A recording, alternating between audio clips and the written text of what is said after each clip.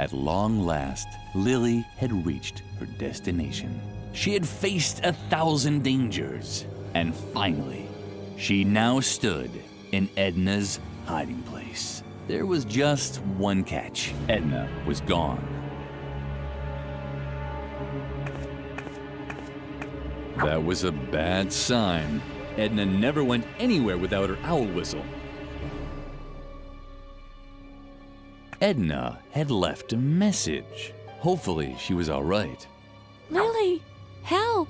I'm being devoured alive by a giant tentacled creature. Ah! Ah! Dun dun dun dun. Just kidding. I'm fine. I was just watching the bridge down by the river through my telescope.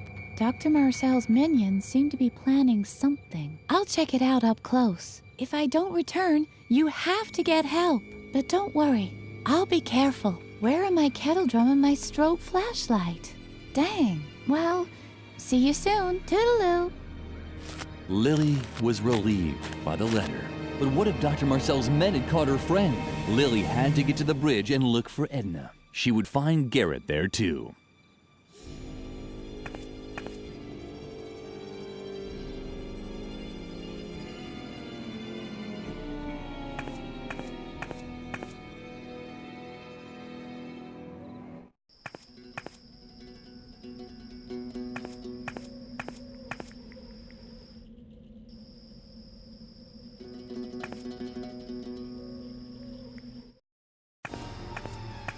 This damn piece of junk, and you believe it? We finally found the girl, and now the car won't start. Should I perhaps push? This car should have been inspected months ago, but ever since the accident, the doctor has let everything go downhill. It's a shame. So, it was true.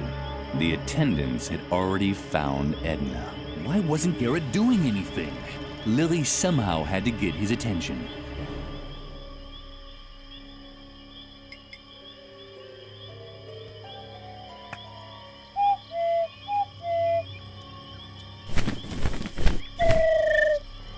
It was hopeless. Lily would never catch Garrett's attention while the owl kept interfering.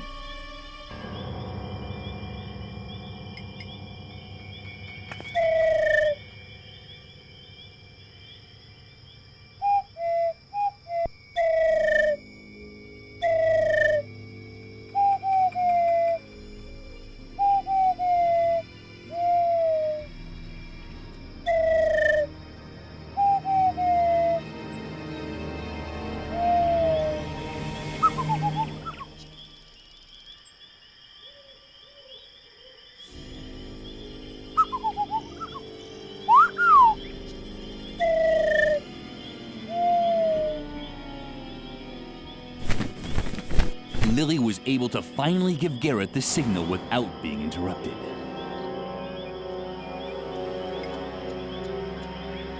Lily was able to finally give Garrett the signal without being interrupted. Garrett didn't seem to hear Lily's owl call at all. She tried once more, this time a little louder. Did you hear that too? Someone's out there. Just wait. We'll take care of it.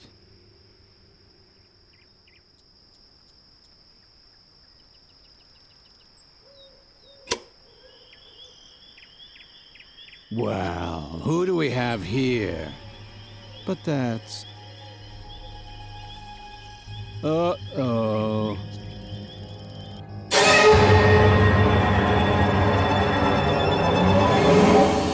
The Phantom!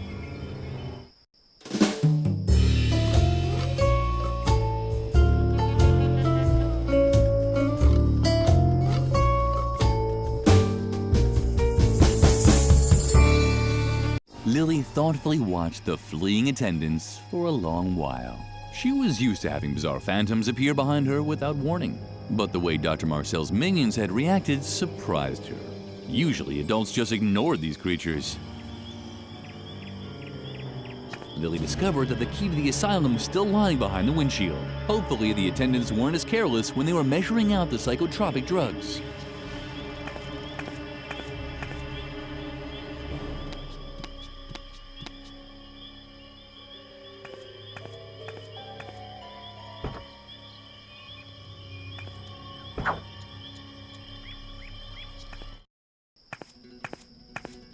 Lily! Oh, thank goodness. I thought they'd caught you. Unfortunately, Edna wasn't as lucky. I saw how she was snatched and taken back to the institution. This gives us all the evidence we need. I will contact the task force leaders right away. It's best if you stay put until I come back with reinforcements. However, it could take some time, and I can't guarantee that Edna will still be alive when we finally get the green light. If we're lucky, Dr. Marcel will torture her for a while before finally dissecting her or whatever else it is he intends to do with her. That would give us some time. She'll probably have to part with a few toes or fingers. Oh well, that's the way it goes. In any case, you wait here. I'll come and pick you up from exactly this spot tomorrow or the day after tomorrow, at the latest. Although the day after tomorrow is a holiday. But oh well, you'll see. Just wait here. Lily would have really liked to follow Garrett's instructions, but, well, there were excellent reasons for doing what she did instead.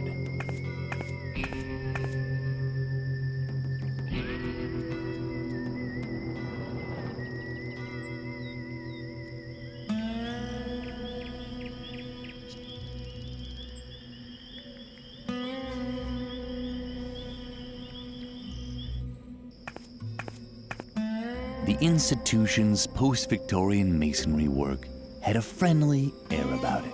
It was almost as if the architect had tried to spell out, "Welcome," with bricks and barbed wire. This unspoken invitation found its culmination in a nearly overgrown back door, and Lily intended to graciously accept it.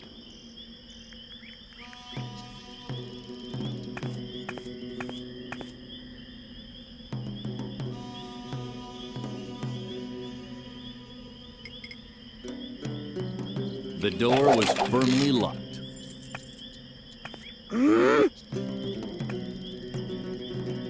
What a little scoundrel. The sneaky hamster had once again crossed Lily's plans. But despite this, Lily had no intentions of exacting a bloody revenge.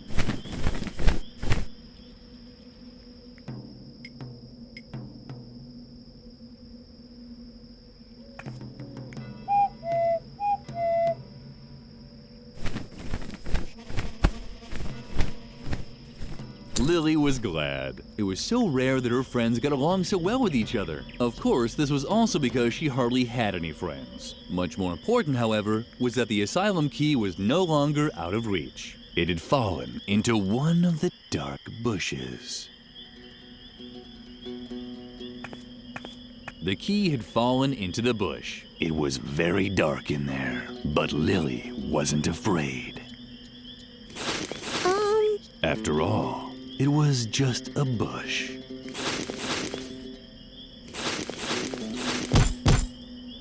Yeah. Why did the child have to be so careless all the time?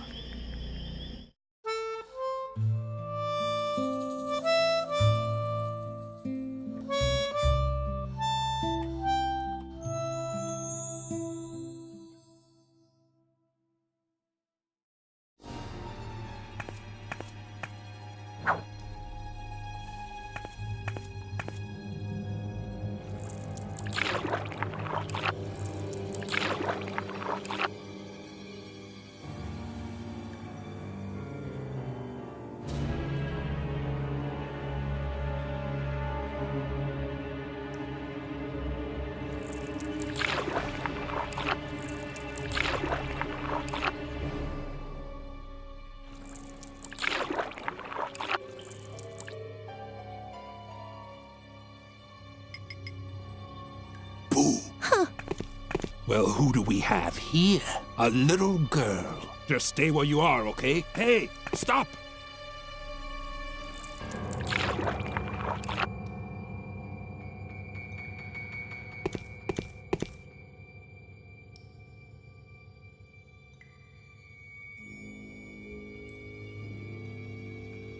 Hey, come back!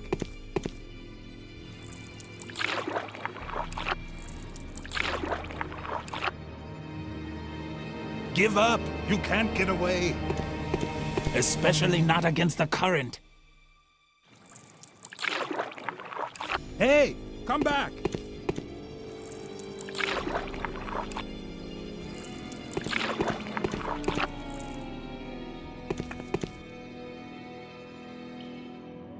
Triumphantly, Lily climbed the ladder.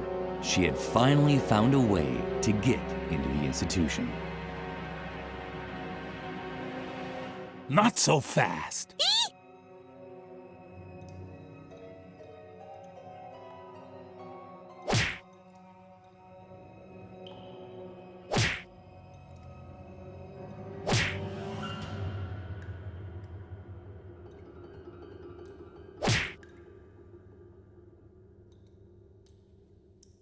Although she was briefly distracted by a floating energy smartie, Lily was able to reach the ledge. Not a moment too soon as the ladder crashed down behind her. No! Fortified by the energy smartie, Lily was able to pull herself up on the ledge. Now her search for Edna could continue.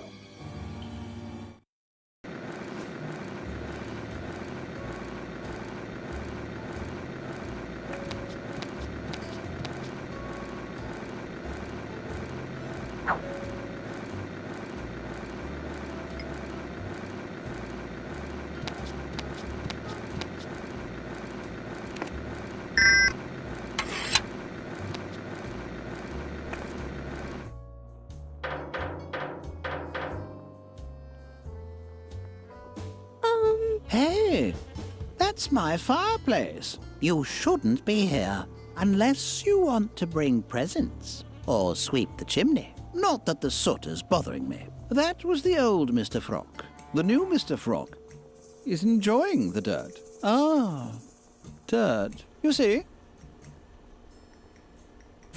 That's Mr. Frock to you. And in case you're wondering what a piece of clothing like me is doing inside a fireplace, I'm acquiring soot. That's right. I used to be very fastidious about staying clean. But then this impertinent person came along and dared to spill something on me. The stains never came out. My clothing is black and greasy. My socks haven't been ironed. And I even have fleas. Karen and Bertram. I'd introduce them to you, but they're sleeping right now. I'm living in a sooty chimney. So what? I used to be very fastidious about staying clean. Now, I don't care anymore. You're now speaking with the dark Mr. Frock, who eats his gummy bears without a napkin. Yes, I know that it's dirty here. So what? I love the cobwebs, the dust, and that rotting substance in the corner. I just finished combing it. I wouldn't dust here even if you put a feather duster right in my hand. You don't have a feather duster, do you? Stop. I don't want to know. For the last time, I don't need a feather duster. The new Mr. Frog is enjoying the dirt. And I just cleaned the cobwebs yesterday, too.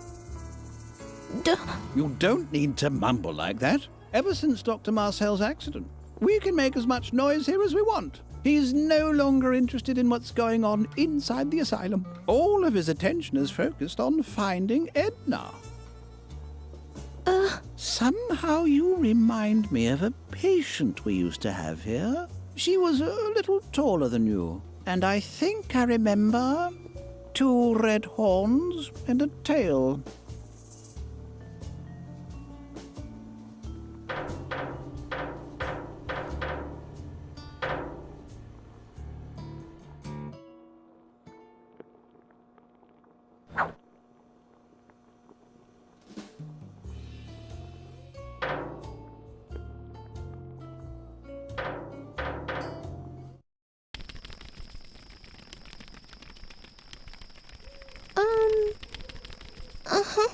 It was hopeless. The man in the bee costume couldn't hear Lily from there.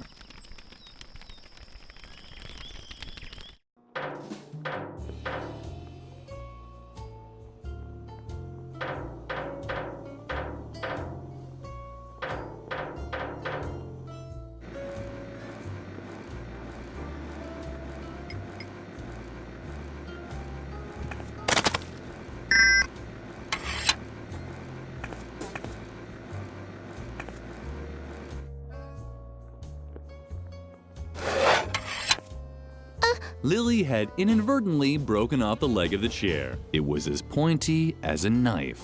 Hopefully the funny little rabbit hadn't seen anything. But Lily, what are you doing there? Don't you remember? You must not use sharp objects. Just don't touch it, okay? See you around.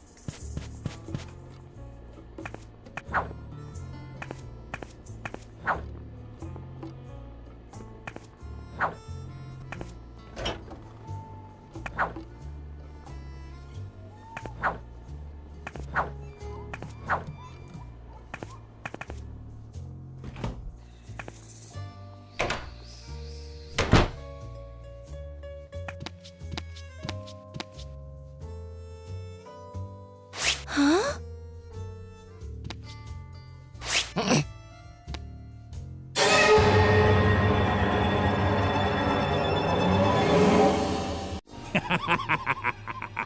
Surprised to see me again?